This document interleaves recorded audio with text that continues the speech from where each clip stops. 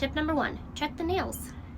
Does the person always have a lot of dirt underneath their fingernails? And this is not just after they get off work. Maybe you are in a relationship with someone who works with their hands a lot, and so they're often dirty. But when you're going out on a date with this person, they've had time to shower and bathe themselves, and then afterwards they still have a lot of dirt underneath their fingernails. That might be something to look for. And that also might be impacted by the way that we're washing our hands, but that's kind of a deal breaker for me. I know something that my husband and I agree on is after you use the restroom, you wash your hands. That's not something that everyone feels is important.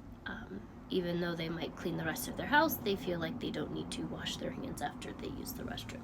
So that's tip number 1, is to look underneath the person's nails, especially if you're going out to eat, not just them coming home from a long day's work. They might be doing something where they regularly get their hands dirty. But especially if we're getting ready to eat before meals, we should be washing our hands.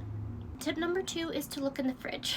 So if you have the opportunity to go over to this person's house and you're sitting, if you can ask them if you can grab something from the fridge, if you know maybe you take your water over to their house, you ask them if you can put it in the fridge, and if you open the fridge and it smells like mold, or you notice the fridge is disorganized or dirty, they haven't taken the time to wipe down the fridge or thrown away rotten food that might be in the fridge, everything is kind of in disarray, that might be a clue that this person is maybe they're not in the habit of cleaning the dishes or the refrigerator.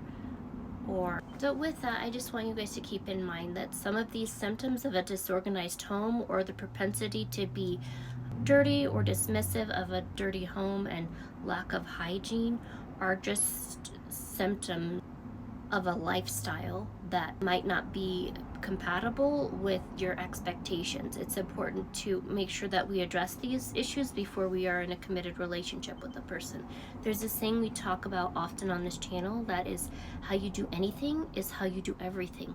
So when we're looking at patterns in relationships, often these things go together. If you don't have a clean kitchen, if you have a filthy kitchen, there are probably other areas in your life where maintaining a clean home, maintaining clean hygiene, physical hygiene, is not important to you, because how you tend to do anything is how you tend to do everything. If you're dating a spouse, if you're dating a person and all of their friends happen to be cheating on their significant other, this is a red flag. That's a pattern within the